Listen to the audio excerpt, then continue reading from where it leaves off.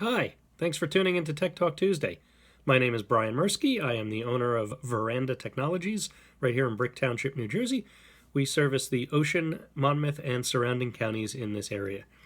So we just took a little road trip for the past few days. We were up in Boston visiting my brother's family and thought we'd talk a little bit about USB charging, particularly portable chargers, but USB charging in general.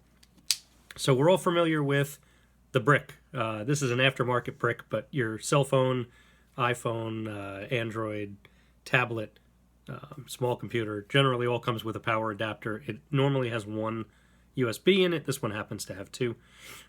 So we're familiar with these. We plug them in, we plug our cord into them, and we charge our device.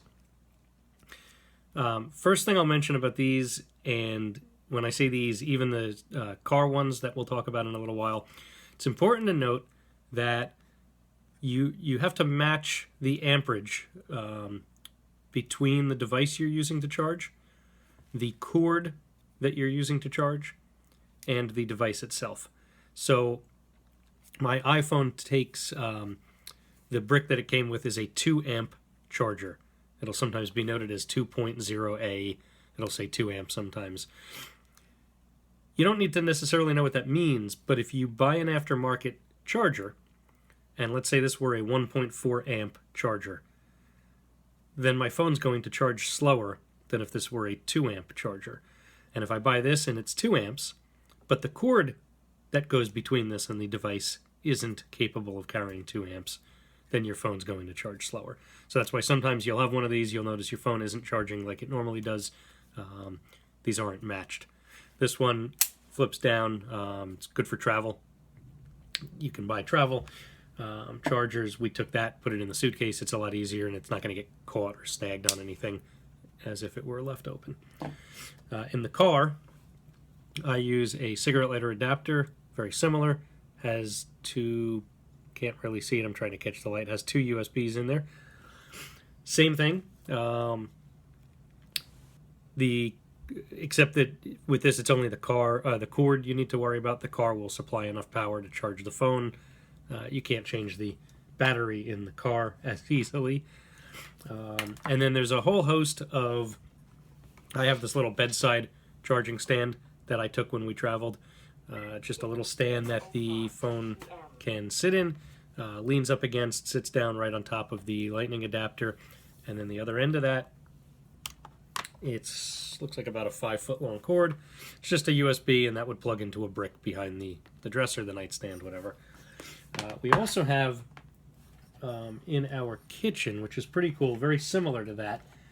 And again, just to highlight the options that are out there, because a lot of people in your kitchen, you might have a mess of cables on the counter. Everybody dumps their phone there and charges it, or there's a table at the top of your steps. We have this 4-port charging stand. You can put up to 4 items in here. Each one has a lightning and an Android adapter, so you can pop the little end on there and then charge whatever kind of device you want.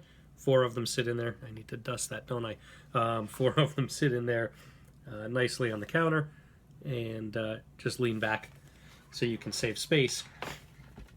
What I really wanted to talk about, because a lot of those are common, most people don't know, or many people I guess don't know, that you can also get little portable emergency chargers. And they sell these in all types. They have them with flashlights and all kinds of features. Mine is just a basic, it's a little brick. There is a battery in here. It's not replaceable. It's not like AA's or C's or anything that you could take out. This gets charged. So there's a cord that would come with it. You plug the small end into the charger. The other end is USB, so you'd plug that into your car. You'd plug that into the house before you leave. I keep 2 of these charged up at all times. There's always 2 in my laptop bag.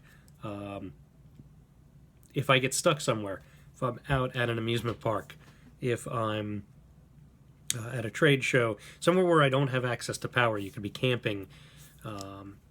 These are terrific. I can charge my iPhone twice off of this from almost dead. So if the phone were to run down, I could then take my phone cord, unplug the charging cord, plug my phone into the top, run my phone all the way back to full, run it all the way back to down to dead, and then charge it again off of this. The only key is remembering to plug this back in and charge it when you do get near power, because the worst thing in the world is to need this to charge up your phone, have your phone be dead, and then have this be dead also. You wouldn't want that. But I just wanted to highlight some of this stuff so that you knew it was available.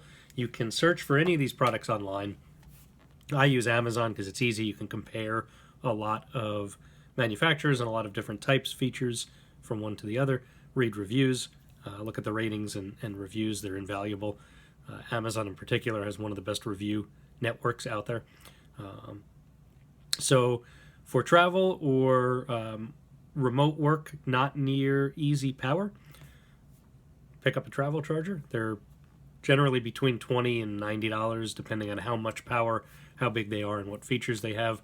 I think this one was, well, I got this one actually as a gift from LabTech, a company that I do business with. They sent it for being one of their partners, but this would cost probably about 25, maybe $30 retail. Again, the cigarette lighter ones, I like the double for the car because two of us can charge at the same time, and that's about it. Just wanted to cover some of the travel options in USB charging and provide some information for you this week because we just got back from using some of this stuff over the last few days. I hope the videos are informational. I hope they provide value. Love to see you keep coming back. Have a wonderful week.